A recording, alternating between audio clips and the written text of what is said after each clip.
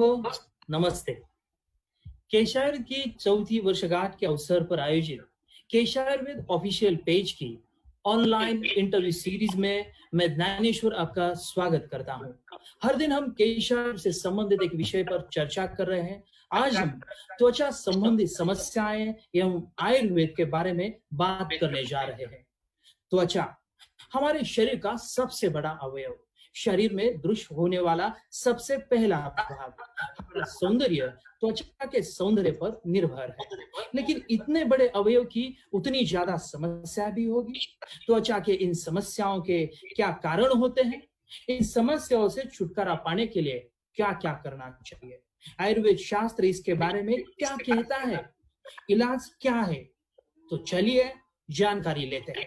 आज हमारे साथ जुड़े हैं जाने माने मार्गदर्शक वैद्य शीतल त्रिवेदी मैडम। मैडम माटुंगा मुंबई के केशायुर्वेद शाखा के डायरेक्टर है और साथ में आरोग्य आयुर्वेदिक क्लिनिक और पंचकर्म केंद्र माटुंगा मुंबई में मुख्य आयुर्वेदिक कंसल्टेंट भी है। मैडम को 10 साल का अनुभव है। मैडम का नाम शीतल है, तो आयुर्वेद में शीतल का मतलब शांत बहुत ही महत्व है।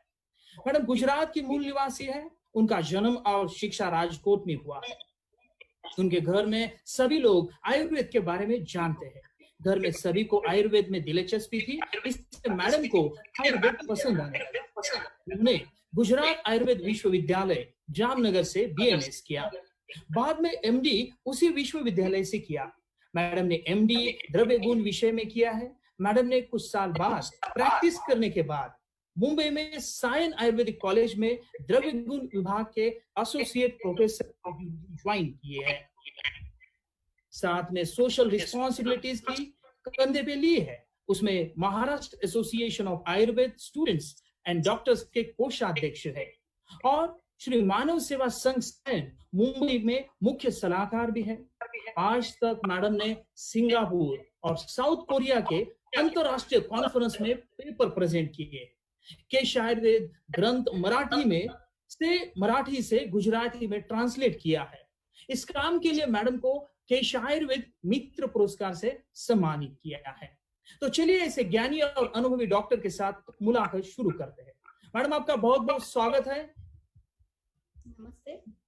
केशायुर्वेद ऑनलाइन इंटरव्यू सीरीज में मैडम हम आज त्वचा संबंधी समस्याएं एवं आयुर्वेद इस टॉपिक के बारे में बात कर रहे हैं। तो मेरा पहला सवाल यह है, त्वचा के बारे में आयुर्वेद शास्त्र में क्या वर्णन किया है? त्वचा के बारे में क्या संकल्पना आयुर्वेद में दिया है? किस तरह से उसका एक्सप्लेनेशन आया है? जो आम लोग होते हैं वो समझ में नहीं पाते हैं, तो आप किस तरह से एक्सप्लेन कीजिए कि क्या संकल्पना है? सबसे पहले मैं धन्वंतरी भगवान और अपने गुरुजनों का नमन करती हूँ। डॉक्टर हरीश पाटनकर सर और हमारे 108 जो केशायुर्वेद फैमिली मेंबर्स है, उनका मैं आभार व्यक्त करना चाहूंगी और अपने सभी दर्शक वर्ग का मैं स्वागत करूंगी। सबसे पहले हम त्वचा के बारे में बात करेंगे कि त्वचा जो है वो हमारा इनर हेल्थ, जो अपने बॉडी का हेल्थ है, उसका मिरर रिफ्लेक्शन है, क्योंकि वो सबसे ज्यादा लार्जेस्ट ऑर्गन कहा गया है और वो बिगेस्ट सेंसरी ऑर्गन भी है। मतलब हमें स्पर्श का जो ज्ञान होता है वो त्वचा से होता है। तो जो हमारा कन्वेंशनल साइंस है उसमें त्वचा के अलग अलग लेयर्स बोले हैं और उसके काफी सारे ग्रुप भी है, जैसे कि हमारा एपिडर्मिस, डर्मिस, सबक्यूटेनियस टिश्यूज, उसके साथ उसमें है सेबेशियस ग्लैंड, स्वेट ग्लैंड, उसके अंदर जो न्यूट्रिशन पहुंचाती है वो सभी आर्टरीज, कैपिलरीज। तो ये सभी त्वचा के, अगर हम स्किन का बहुत छोटा सा हिस्सा निकालते हैं तो उसमें जो भी उसका माइक्रोस्कोपिक स्टडी है उसमें ये सभी चीजें में मिलती है। सेम ऐसा ही आयुर्वेद में सुश्रुताचार्य ने इतने समय के पहले, बहुत सालों के पहले, विदाउट एनी माइक्रोस्कोप जो त्वचा है उसके 7 लेयर्स बोले, जैसे कि अवभासिनी, श्वेता, तांगा, लोहिता, बेटी, और वो 7 लेयर्स के काफी सारे, सभी लेयर्स के अलग अलग डिसीज दिए गए। तो इतना डिटेल स्टडी उस टाइम पे भी था और वो रिसर्च बेस्ड भी था। तो जब हम त्वचा की बात करते हैं तो उसमें भी 3 दोष, जैसे कि वात, पित्त और कफ, तो तीनों दोष अपनी तरह से अलग अलग कर्म करते हैं। जैसे कि हमें सर्कुलेशन पहुंचाना, अपना जो कलर है, कॉम्प्लेक्शन है, जो लस्टर है, वो स्किन के द्वारा मिलता है, जो पिगमेंटेशन है वो सभी। ऐसे ही जो हमें स्किन को बांधे रखेगा, टाइटनेस देता है, जो सॉफ्टनेस देता है, वो सभी कफ का काम है। जो हमें सेंसरी मतलब जो सेंसेस चलते हैं वो सभी वात के काम है। तो इस तरह से वात, पित्त और कफ एक स्किन के साथ जुड़े हैं। ऐसे ही हमारे साथ जो धातुएं हैं, रस, रक्त, मांस, मेद, अस्थि, मज्जा, शुक्र, जो ये स्किन को एक बार जब बनती है उसके बाद वो धारण करने का काम करती है और उसको अलग अलग तरीके से न्यूट्रिशन पहुंचाते हैं। और ऐसे ही जो पसीना आता है हमें, या जो चिकट बोलते हैं, ऑयल निकलता है, तो ये सभी उसके मल में गिना जाता है। तो ये सभी चीजें एक साथ काम करती है। और हमें सबको पता है कि त्वचा जो है पंचमहाभूत की बनी है। तो आयुर्वेद में त्वचा के रिलेटेड बहुत सारे रोग भी दिए हैं। ओके, त्वचा बड़ा ऑर्गन है, बड़ा हुए में हमारे बॉडी का हिस्सा है। जब भी पहला ही हम देखते हैं तो हमारी स्किन ही दिखती है। तो क्या क्या समस्याएं त्वचा के बारे में लोग बताते हैं आपको, जब लोग आप मिलने आते हैं और डिस्कस होते हैं, पेशेंट आते हैं, तो कौन सी समस्याएं आपको दिखाई दी है, इसके बारे में थोड़ा सा एक्सप्लेनेशन। ज्ञानेश्वर जी, आपको आश्चर्य होगा कि एक स्टडी हुआ है 2018 में कि जितने भी क्लिनिक्स पे पेशेंट आते हैं, विजिट लेते हैं, उसमें से ज्यादातर 60% स्किन के कुछ ना कुछ प्रॉब्लम के ही रहते हैं। मतलब अगर हम 10 व्यक्ति को देखते हैं तो उसमें से 6 को छोटी या बड़ी स्किन की कोई ना कोई बीमारी या सिम्टम्स होते हैं या थोड़े थोड़े प्रॉब्लम्स होते हैं। जब तक वो प्रॉब्लम कम रहते हैं हम विजिट नहीं करते, बट जब वो बढ़ते हैं तो हम कोई ना कोई स्किन स्पेशलिस्ट का सहारा लेते हैं। तो जो स्किन का प्रॉब्लम है तो उसमें काफी सारी अलग अलग हमें मैनिफेस्टेशन देखने को मिलता है। जैसे कि अगर हम कन्वेंशनल साइंस की ओर देखते हैं तो जैसे एक्जिमा है, डर्मेटाइटिस है, सोरियासिस जैसा जो डिसीज है, ल्यूपस है, काफी सारे वायरल इन्फेक्शन है जैसे कि हर्पीस जोस्टर, तो और काफी बैक्टीरियल इन्फेक्शन है, ऑयल होता है, एक्नी होती है जो अभी की यंग जनरेशन में ज्यादा देखने को मिलती है। तो ऐसे ऑटोइम्यून भी काफी डिसीज मिलते हैं। तो एक पूरा बहुत ही बड़ा एक ब्रांच है कि जिसमें बहुत सारे डिसीज होते हैं। सेम आयुर्वेद में भी अलग अलग डिसीज दिए हैं जो स्किन के साथ ज्यादातर रिलेशन में हम डाल सकते हैं। जैसे कि 18 प्रकार का कुष्ठ दिया है, विसर्प दिया है, फिर शीत, पित्त, उदर, पोथ, जो अर्टिकेरिया के साथ हम कन्वेंशनल साइंस के साथ कंपेयर कर सकते हैं। ऐसे ही मसूरी का है, उपदंश, फिरंग, जो हम HIV के साथ कंपेयर करते हैं। तो ये सभी डायरेक्टली हम कंपेयर नहीं, दोनों साइंस में अलग अलग काफी सारे रोग का वर्णन किया गया है। ओके। आपने जब बोल रहे थे अभी खुजली और सोरायसिस का जिक्र किया, जब खुजली हो जाती है तो लोग खामोखाम परेशान हो जाते हैं, कहीं पे भी आ जाती है, पता नहीं चलता। और ग्रुप में बैठे हैं और खुजली पाँव पे आ रही है और आपके मुंह पे है तो तकलीफ होता है, उसके में टेंशन, एंजाइटी बढ़ जाती है अगर आप ग्रुप में है और कॉलेज में है और कभी जा रहे हैं। तो क्या ये सोरायसिस और कहाँ से बॉडी पे आ जाती है?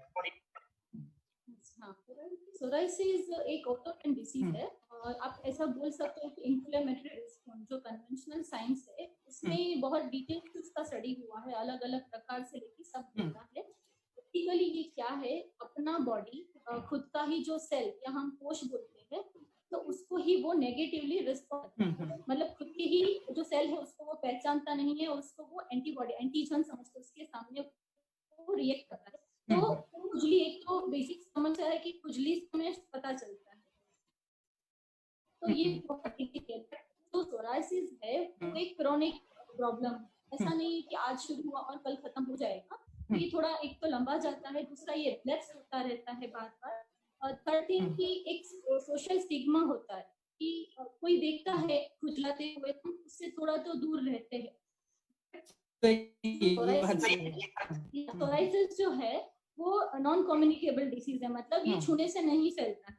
तो काफी सारे हम लोग जो मिथ एक रहता है कि कोई खुजला रहा है तो उसको मत पास में जाओ, तो ये भी एक एंजाइटी, एक डिप्रेशन क्रिएट करता है। तो सोरायसिस उसमें से ही एक है। उसमें जो हमें मेन दिखता है वो है एक तो इचिंग, खुजली होना, सेकंड वो ओके। रेड हो जाता है और उसके ऊपर पपड़ियां बनना शुरू होती है, उसको फ्लैक्स या स्केल्स बोलते हैं।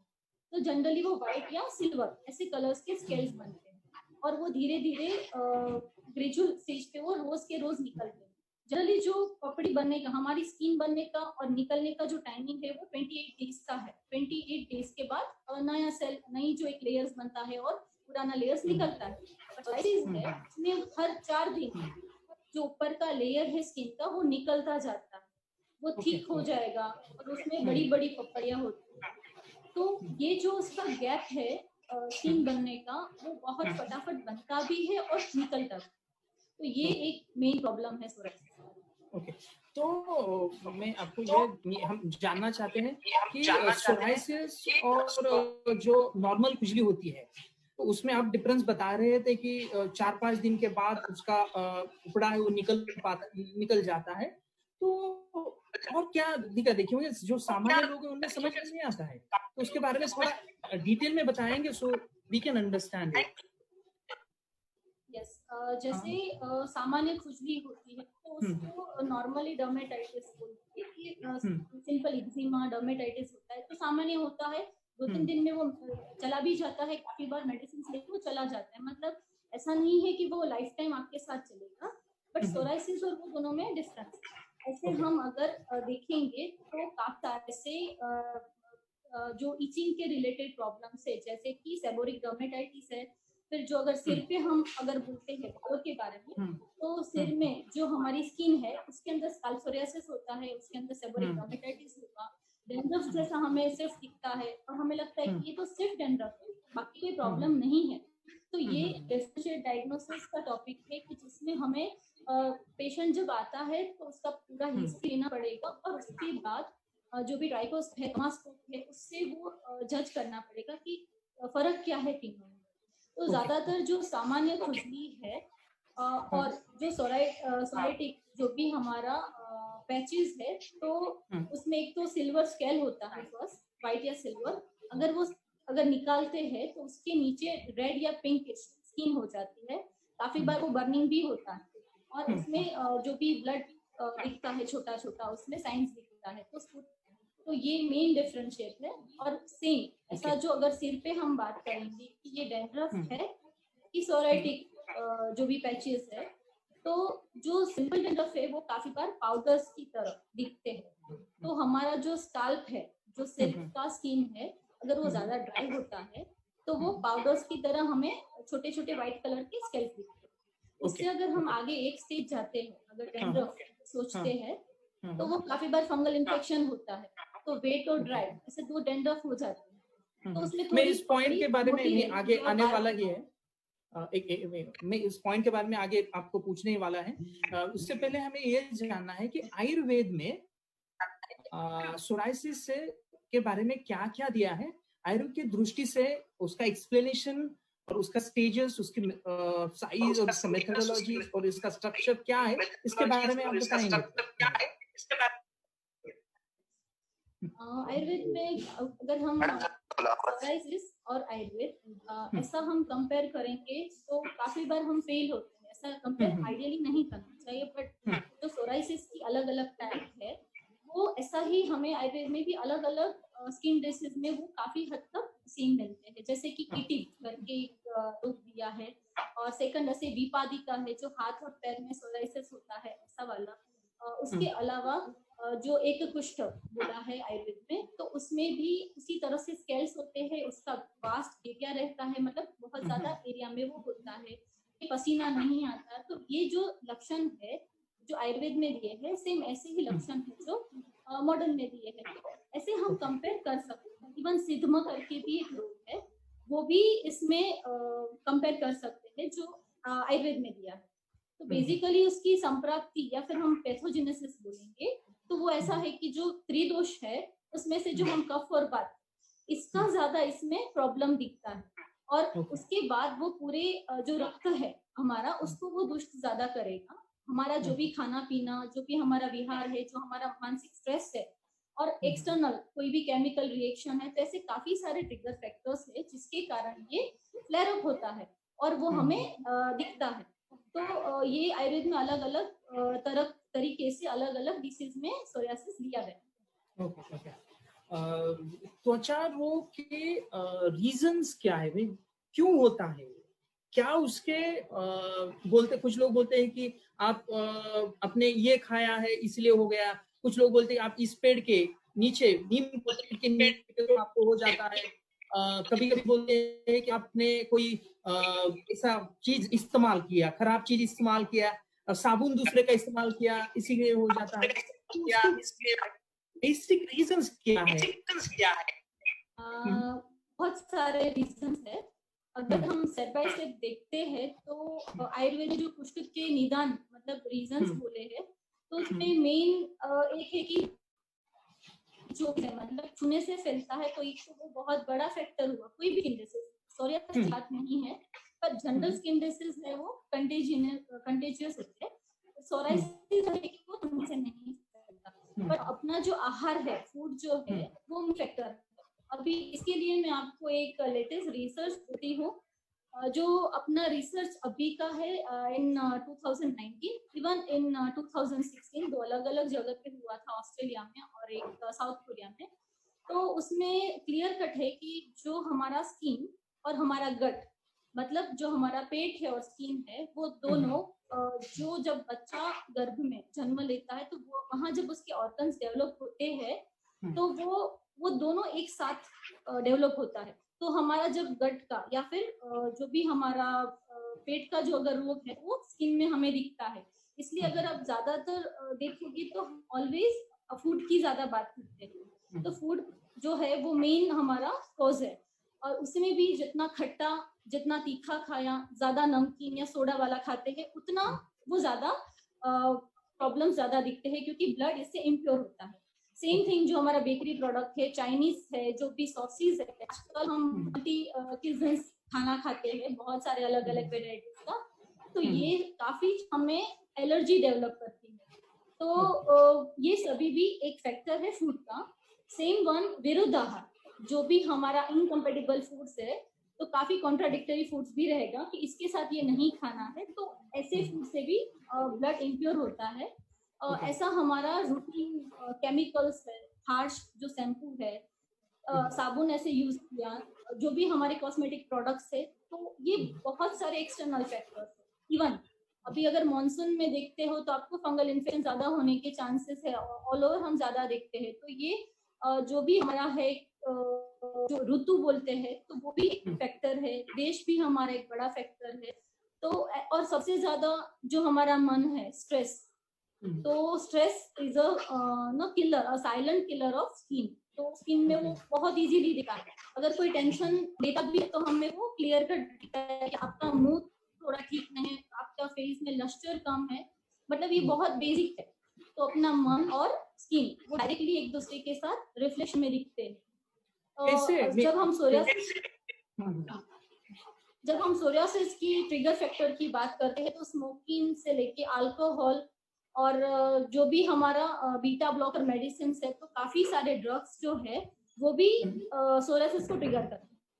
ओके दोस्तों, हम डॉक्टर शीतल त्रिवेदी के साथ त्वचा रोग और डिफरेंट डिसीज है त्वचा के बारे में डिस्कस कर रहे हैं। आयुर्वेद में उसका क्या जिक्र किया, आयुर्वेद में क्या दिया है, इसके बारे में हम बात कर रहे हैं। मैडम, अभी तक हमने जो समस्याएं हैं और क्या है इसके बारे में बात की है। तो मैं आगे जानना चाहता हूँ कि ये जो सोरियासिस है सो बॉडी के हर पार्ट में हो जाता है, उसके अलग अलग जगह है, अलग अलग उसके रीजंस है, क्या है? नहीं, पाँव पे हुआ तो उसका रीजन अलग होता है, सिर पे हुआ तो उसका रीजन अलग है, मुंह पे हुआ तो उसका रीजन अलग है, हाथ पे हुआ तो उसका रीजन अलग है। तो क्या इसमें क्या डिफरेंसेस है? बहुत ही अच्छा क्वेश्चन पूछा ज्ञानेश्वर जी आपने। जो सोरियासिस है उसमें अलग अलग टाइप्स है और उसके बॉडी पार्ट में वो अलग अलग तरीके से दिखते हैं। जैसे हम सबसे पहले लेते हैं मतलब अपने सिर में जो भी सोरियासिस होता है, तो वो सोरियासिस थोड़ा ज्यादा टाइम लेता है। मतलब सबसे पहले वहां से दिखता है, काफी लोगों को कान के पीछे से दिखेगा, तो वो सोरियासिस जो है उसमें एक ट्रीटमेंट में थोड़ा टाइम जाता है।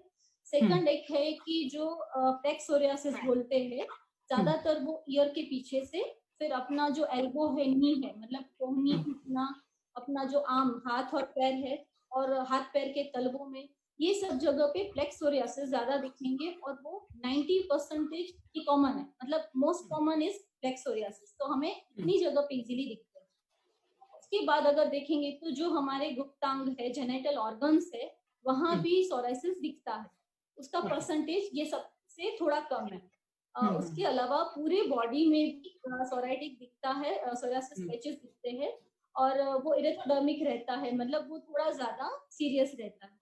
ऐसा ही एक है पेशुलर सोराइसिस, जिसमें जो प्लांटर और पामर पेशुलर सोराइसिस भी होते हैं उसको, और ये फर्स्ट फॉर्मेट होता है, तो ये भी थोड़ा ज्यादा डिफिकल्ट है, और उसमें थोड़ा ज्यादा केयरफुल होने की जरूरत है। तो ये अलग अलग बॉडी के पार्ट पे अलग अलग तरीके से दिखता है, और उसका रिजल्ट भी अलग रहता है। ओके। अब स्काल्प का आपने जिक्र किया, मेंशन किया वहां पे आपने स्काल्प सोराइसिस और डैंड्रफ, इसमें कोई डिफरेंस है क्या? उसमें कोई आपको बदलाव दिखता है क्या? है क्योंकि जो आम लोग हैं उनको नहीं समझ में आएगा कि ये स्काल्प सोराइसिस है और डैंड्रफ है। सो आप उसके बारे में डिटेल में बताएंगे? केश आयुर्वेद में एक बहुत अच्छा हमारा एक वर्क चल रहा है ऑलरेडी, जिसमें ऐसे अलग अलग जो डिफरेंशिएट डायग्नोसिस है, तो उसके लिए ट्राइकोस्कोप यूज होता है। जब भी अब रिसेंट में ही एक पेशेंट की बात करेंगे, और उसका बिफोर आफ्टर जो ट्रीटमेंट है, रिजल्ट मिला है, तो वो कैसे रहेगा कि जब पेशेंट आते हैं तो उसको लगता है ये सिर्फ डेंड्रफ है, कुछ तो बालों में है, वो गिर रहा है, तो जनरली वो डेंड्रफ की तरह दिखता है।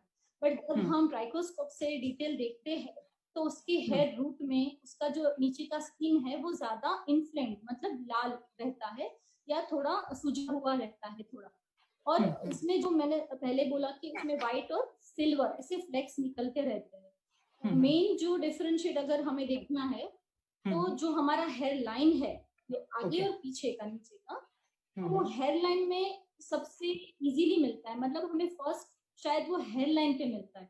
अगर हेयर लाइन पे है तो डेफिनेटली वो सोरियासिस, स्काल्प सोरियासिस है, और अदरवाइज अगर डेंड्रफ है तो काफी बार अपने आप भी निकलता है। बट वही है कि जो हमारा केस पेपर है उसमें हमने ऐसे अलग अलग सिम्टम्स का एक चार्ट बनाया है, और हम सभी चीज देखते हैं, सिर्फ हम एक्सटर्नल देखते हैं ऐसा नहीं है। जैसे कि जो सोरियासिस है वो सिस्टमिक प्रॉब्लम है, और जो डेंड्रफ है वो लोकल प्रॉब्लम है। तो वो प्रॉब्लम सिर्फ लोकल है कि नहीं, पूरे बॉडी में कहीं दूसरी जगह है कि नहीं, ये सभी चीज चेक करके फिर ये बोल सकते हैं। दूसरा, केश आयुर्वेद में जो मेन हमारा ब्रांच है, वहां पे जो स्किन के फ्लेक्स है, तो वो हम पहुंचाते हैं लैब में, जो भी जांच करवाने के लिए। उससे भी हम काफी हद तक डिफरेंशिएट कर सकते हैं कि ये सच में डेंड्रफ है, सेबोरिक डर्मेटाइटिस में ये जा रहा है, या फिर स्काल्प सोरियासिस में जा रहा है। ओके। हर केस में हमें डॉक्टर को मिलना ही जरूरी होता है इसमें? ये डेंड्रफ हुआ है और उसके बाद?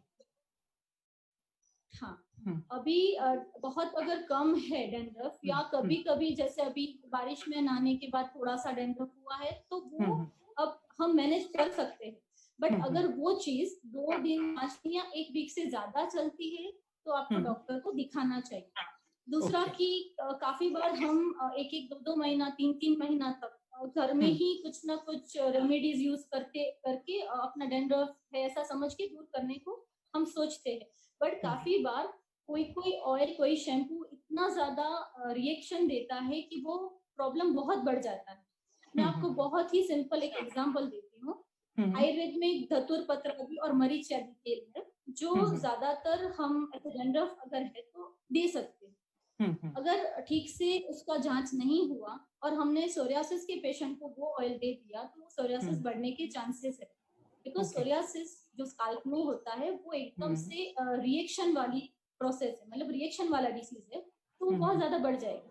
तो ऐसा छोटी छोटी चीजों को भी ध्यान रखना पड़ता है। तो आप अगर अपना जो आसपास जो डिग्री होल्डर जो वैद्य है, उनके पास जाके एक बार ठीक से अपना चेकअप करवाना चाहिए, ट्राइकोस्कोप या इवन डर्मास्कोप से, और फिर आगे का ट्रीटमेंट लेना चाहिए। सही है, बहुत बढ़िया इंफॉर्मेशन दी है और बहुत exactly answer what I was expecting here.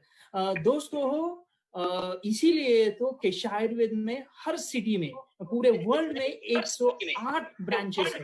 तो आपके नजदीक में कौन सी ब्रांच होगी? अगर आपको ऐसा सोरायसिस का, डैंड्रफ का कौन सा ही प्रॉब्लम होगा, तो आप जाकर इस ब्रांच में सलाह ले सकते हैं और आपका सोल्यूशन आपको मिल सकता है।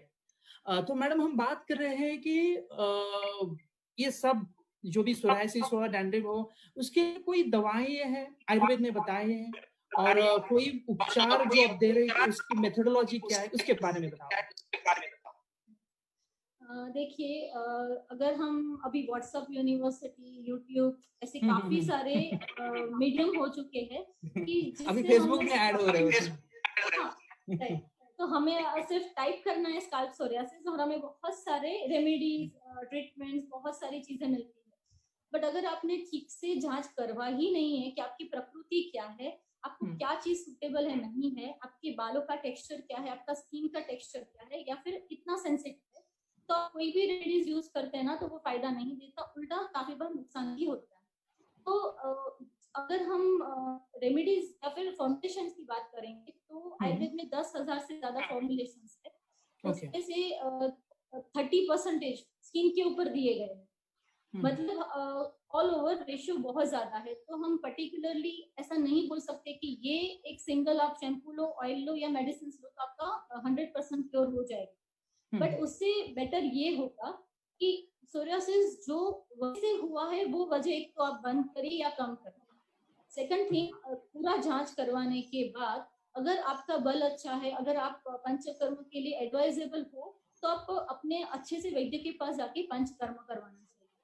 तीसरा, अगर आप कर्म करवाने का टाइम नहीं है या फिर आपका बल कम है, स्ट्रेंथ कम है, आपका मानसिक आप उसके लिए रेडी नहीं हो, तो आप मेडिसिन ले सकते हो। काफी सारे टैबलेट्स, एक्सटर्नल ऑयल्स आते हैं जैसे कि मंजिष्ठा, हरिद्रा, नींब, खदीर, ऐसे काफी सारे द्रव्य है जो आपकी कंडीशन के अकॉर्डिंग यूज होंगे। एक ही पेशेंट में जो यूज होगा दूसरे में नहीं होगा। तो आयुर्वेद का सिद्धांत ऐसा नहीं कहता है कि आप सभी के लिए कॉमन चीज यूज करो, सभी की अलग अलग पैटर्न होती है और उसके अकॉर्डिंग ट्रीटमेंट होती है। दूसरा, उसके बाद जो मोस्ट टाइम भी है हमारे लिए, तो वो है आपका पूरा लाइफस्टाइल, आपका रूटीन कैसा है। तो आप कोई भी वैद्य के पास जाओगे तो वो पूरी हिस्ट्री लेते हैं, नहीं कि सिर्फ सिम्टम्स देख के, मेडिसिन देख के आपको जाने देंगे, राइट। तो आपका आहार, आपका रूटीन का दिनचर्या, आपका विहार कैसा है, काम का पैटर्न कैसा है, स्ट्रेस लेवल कितना है, उसके अलावा आपका व्यायाम कुछ है कि नहीं। तो ऑल ओवर अपने लिए ये सब चीजें जरूरी है। इवन योग और प्राणायाम, उसका भी बहुत अच्छा रिजल्ट है। आप अलग अलग ऐसे काफी सारे स्टेप्स है। केश आयुर्वेद में हमने वो सभी एक प्रोटोकॉल सेट किया है कि एक स्टेप के बाद स्टेप हम सब चीजें यूज करेंगे तो उसका रिजल्ट आएगा, और सडनली हम सिर्फ सिम्टोमेटिक देंगे तो वो रिजल्ट। Okay okay. तो हम इसके अलावा कोई आयुर्वेद में दिए हुए थेरेपीज है, आपने जो कभी मेंशन किया है कि पंचकर्म, इसके अलावा और कोई थेरेपीज है, उसके बारे में बताएंगे? हाँ, जो पंचकर्म थेरापीज है उसमें 5 मेन थेरापीज है और उसके अलावा अन्य काफी सारे कर्म होते हैं। अगर हम ज्यादातर ये जो सोराइसिस है तो उसमें अगर आपको पता होगा कि हर साल हम अपना स्कूटर या कोई भी व्हीकल है तो हम वो रिपेयर करवाने जाते हैं या फिर उसका सर्विसिंग करते हैं। अगर दिवाली जब आती है तो अपना घर पूरा अच्छे से साफ करते हैं, तो वहां हम अपनी सफाई का ध्यान देते हैं। पर जब अपनी बारी आती है तो हम ये नहीं सोचते। तो एक्चुअली हमें हर साल अपने को शुद्ध रखना है, प्यूरिफाई रखना है। तो ये डिटॉक्सिफिकेशन मेथड्स है अलग अलग, जैसे जो प्रकृति है, जो रोग है, उसके अकॉर्डिंग अलग अलग कर्म होते हैं। जैसे कि वमन है जिसमें मेडिसिन देके उल्टी करवाना रहता है, ऐसे ही विरेचन है जैसे टॉयलेट के भाग से, मतलब वहां से टॉयलेट होके ज्यादातर जितना भी पित्त है बॉडी का वो निकलता है। ऐसा ही बस्ती कर्म है, जितना भी साइकोलॉजिकल डिस्टर्बेंस आता है या फिर हमारा गट अगर वो खराब है तो वो अच्छे से वो हील होता है और वो साफ भी। और ऐसा ही एक शिरोधारा है, अभी लास्ट में जो यूके में रिसर्च हुआ है उसके ऊपर, तो शिरोधारा को सबसे अच्छा स्ट्रेस रिलीवर दिया है एज अ थेरापी वाइज। तो सबसे अच्छा जो स्ट्रेस रिलीवर है वो है शिरोधारा। ऐसा ही नस्य थेरापी है जो नाक से मेडिसिन जाती है ड्रॉप वाइज। तो ऐसी अलग अलग थेरापीज है जो आप अगर यूज करते हो तो वो रिजल्ट अच्छा देती है। बहुत बार हमने क्लिनिक पे देखा है कि सिर्फ मेडिसिन लेते हैं ना तो वो बहुत लंबे टाइम तक जाता है। कोई भी आप एलोपैथी आयुर्वेदिक लो, कोई भी लो, बट वो लॉन्ग टाइम लेना पड़ेगा। बट अगर आपने अच्छे से प्योरीफाई किया है बॉडी को, डिटॉक्सिक किया है, तो वो टाइम फेज कम हो जाता है। और आयुर्वेद में ऐसा बोला भी है कि स्किन का कुष्ठ जो रोग है या स्किन का जो भी रोग है उसमें हर साल एक बार रक्त मोक्षण करवाना चाहिए। मतलब जो भी अशुद्ध रक्त है वो निकालना चाहिए। हर 6 महीने में वो एटलीस्ट करना चाहिए। और बीच बीच में वमन विरेचन जो भी सुटेबल है वो ट्रीटमेंट लेनी चाहिए। सही है। बहुत बहुत सुंदर। नहीं, मुझे तो ये सुनकर ऐसा लगे कि हर आदमी लाइफ में ये करना चाहिए। देखो सोरा, मुझे तो बहुत इशू लगा है। आप जैसे जैसे बता रहे हैं उसके अलग अलग इम्पैक्ट बता रहे हैं, तो उसका मानसिक स्वास्थ्य पर क्या असर होता है? कोई निद्रा खराब हो जाती है और एंजाइटी बढ़ती है क्या? टेंशन बढ़ जाता है क्या? सो सोराइसिस के पूरा असर पूरे बॉडी के ऊपर, मानसिक स्वास्थ्य के ऊपर किस तरह से होता है, उसके क्या है? तो इसके बारे में थोड़ा डिटेल में जाकर बताओ, so that we can understand it. Gyaneshwar ji, अभी WHO वर्ल्ड हेल्थ ऑर्गेनाइजेशन ने सोरियासिस के लिए एक अलग से ही अपना यूनिट रखा है, जिसमें उन्होंने बोला है कि 90% से ज्यादा सोरियासिस का इम्पैक्ट है ना वो इमोशनल और सोशल होता है। तो खुद को वो हम ज्यादा इमोशनल डिस्टर्ब होते हैं, मूड स्विंग्स आते हैं, डिप्रेशन होता है। इवन मैंने जैसे पहले बताया कि सुसाइडल टेंडेंसी डेवलप होती है, राइट। तो एक ये सोशल हुआ, दूसरा एक ये इमोशनल लेवल हुआ, अभी दूसरा सोशल स्टिग्मा, लोग दूर वो भी हमें अंदर से खटकता है। तो ये 90% रेशियो है। ऐसा ही दूसरा है कि फैमिली के साथ अनबन हो जाना, रिलेशंस में कुछ तो चढ़ा उतर होना, तो ये सभी भी सोरियासिस के साथ जुड़े हुए हैं। इवन अपने प्रोफेशनल करियर में कम हमारा प्रोफेशनल करियर पे भी ये सभी चीजें दिखती है। अगर स्टूडेंट है तो स्टूडेंट लेवल पे अपने एजुकेशन जो लाइफ है उसमें भी असर होता है। इन शॉर्ट ये सिर्फ एक टीचिंग नहीं है, बट ये थ्रू आउट द लाइफ हमें कंटिन्यूस हैम्पर करता है। और इसका सोरायसिस का एक रीजन स्ट्रेस दिया है, राइट। तो स्ट्रेस के कारण सोरायसिस हुआ, बट वापस स्ट्रेस बढ़ गया होने के बाद, तो ये पूरा एक साइकिल घूमता है। और ये जो साइकिल है वो ये रोग को जाने नहीं देता अपने बॉडी से, तो ये पकड़ के रखता है। तो इसके लिए, और हाँ, अभी लास्ट में इन 2017 जो रिसर्च डेटा निकले हैं उसमें बहुत ज्यादा इम्पोर्टेंस दिया है नींद का। हम है ना नींद को साइड ट्रैक करते हैं, हम सिर्फ खाने पीने को देखेंगे, ट्रीटमेंट देखते हैं, बट नींद के बारे में नहीं सोचते। अगर सोरियासिस के पेशेंट या स्किन के पेशेंट अच्छे से नींद लेते हैं ना तो भी उसका आधा दर्द कम हो जाता है। तो ये बहुत ही इम्पोर्टेंट है नींद लेना। दूसरा स्ट्रेस। अभी स्ट्रेस कैसे कम करें, थोड़े बहुत फॉर्मूलाज है, राइट। जैसे कि फर्स्ट ऑफ ऑल शेयर करना सीखना चाहिए। तो जितना भी प्रॉब्लम्स है या हैप्पीनेस है वो शेयर करना चाहिए। सेकंड से नो, मतलब ना बोलना सीखना चाहिए। हम हर चीज अपने कंधे पे लेके काम करते हैं, तो एक ना बोलने की आदत होनी चाहिए। जितना होता ये बहुत डिफिकल्ट है ना बोलना, बहुत। बट वही है कि वो अगर सीख लिया ना तो आधा रिलैक्स हम ऐसे ही हो जाएंगे। मेन है हाँ, हैप्पी होने के लिए कुछ तो अपना माइंड डाइवर्ट करो, लाइक कोई भी क्रिएटिव वर्क में करो। किसी को आर्ट पसंद है, म्यूजिक पसंद है, डांस पसंद है, तो अपनी क्रिएटिविटी बढ़ाओ। दूसरा केयरिंग। अगर हम दो लोगों का अच्छा करते हैं ना तो भी वो अपने को हैप्पीनेस देता है। तो ऐसा हम किसी के लिए भी केयर करते हैं तो भी एक हैप्पीनेस डेवलप होता है।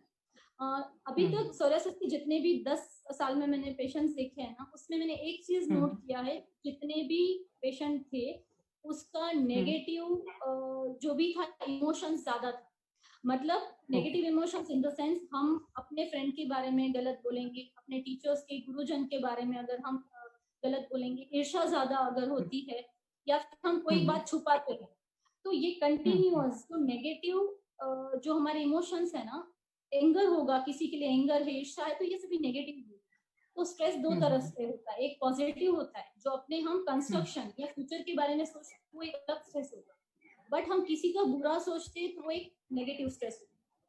ये नेगेटिव स्ट्रेस हम जितना होता है कम करिए, हम दूसरों को ज्यादा प्रेस, हम उसका ज्यादा एप्रिशिएशन करें, सबके साथ मिलकर करेंगे तो ये बहुत अच्छे से क्योर हो जाता है।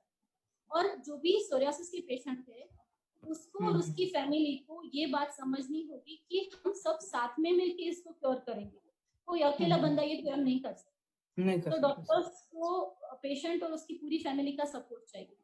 तो ये है एक स्ट्रेस रिलीवल का आइडिया। बहुत बहुत बढ़िया। इतना बहुत ही क्या बोलते हैं कि अगर कोई सॉल्यूशन चाहिए तो इस तरह से चाहिए, सो दैट हमारा पूरा मेंटल हेल्थ वापस आ जाएगा और अच्छे से रह जाएगा। सो थैंक यू मैडम ये फॉर दिस आंसर।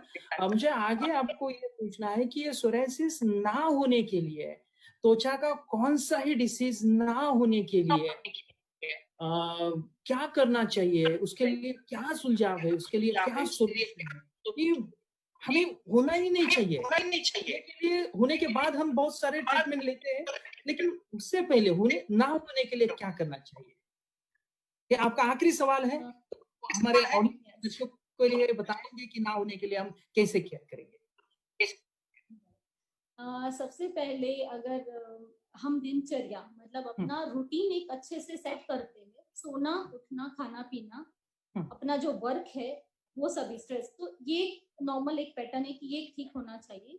दूसरा, आयुर्वेद में काफी जो दिनचर्या है उसमें उद्वर्तन मतलब ड्राई बॉडी में ड्राई मसाज करना, ऐसे ही अभ्यंग मतलब जो नॉर्मल कोई एरोमेटिक ऑयल से मसाज करना, पाद अभ्यंग तो पाँव में रेगुलर बेसिस पे मसाज करना, तो ये सभी चीजें हमें रिलीफ देती है या हमारा स्ट्रेस या फिर हमारा एंजाइटी थोड़ा कम करती है। और ये सभी चीजें स्किन की इम्यूनिटी बढ़ाती है, बिकॉज बाहर की इम्यूनिटी बढ़ाने के लिए एक तो अंदर से तो ठीक होना पड़ेगा, बट बाहर भी डेली फेसिस पे हमें मसाज करना चाहिए। जैसे कि छोटे बच्चे जब बर्थ जन्म लेते हैं ना, तो हम उसको मालिश करके अच्छे से तगड़ा बनाते हैं, बिकॉज उसका स्किन सॉफ्ट होता है, वो ज्यादा बाहर के एनवायरनमेंट से इफेक्टेड होता है, तो हम मालिश करते हैं। इससे अगर हम डेली बेसिस पे थोड़ा भी कर सकते हैं तो वो सबसे अच्छा है। ऐसे काफी लेप है, या फिर हम अपना व्यायाम वाला सेक्शन अच्छा करेंगे, अपना फूड बहुत अच्छे से लेंगे, टाइम से लेंगे, रात की नींद हम टाइम से करेंगे, 12 या 1 नहीं बजाएंगे, तो ये काफी सारी चीजें हैं जो हम ठीक से करेंगे।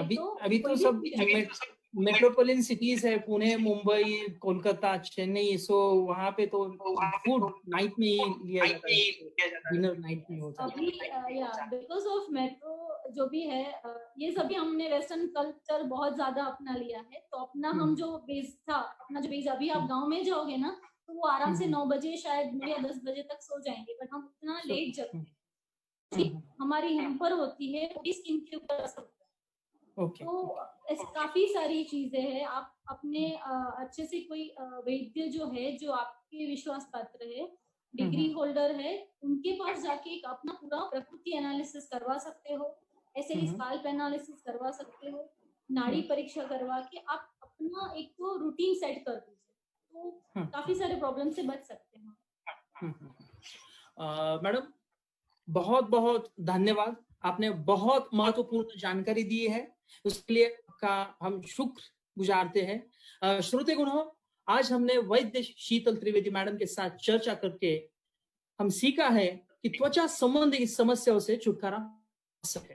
दोस्तों, यदि आप इन तकनीकों को उपयोग करते हैं तो त्वचा की समस्या निश्चित रूप से दूर हो जाएगी।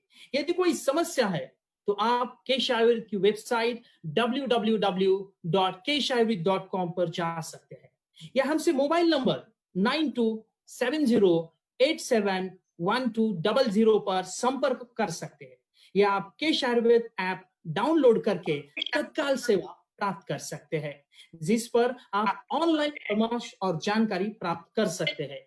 यदि आपको कोई समस्या है तो आप तुरंत कॉल करके आपकी समस्या का सुझाव ले सकते हैं। आप केश आयुर्वेद की नजदीक ब्रांच में जाकर ही आप डॉक्टर को मिलते हैं, आप अपॉइंटमेंट ले सकते हैं और अपने समस्याओं से छुटकारा पा सकते हैं।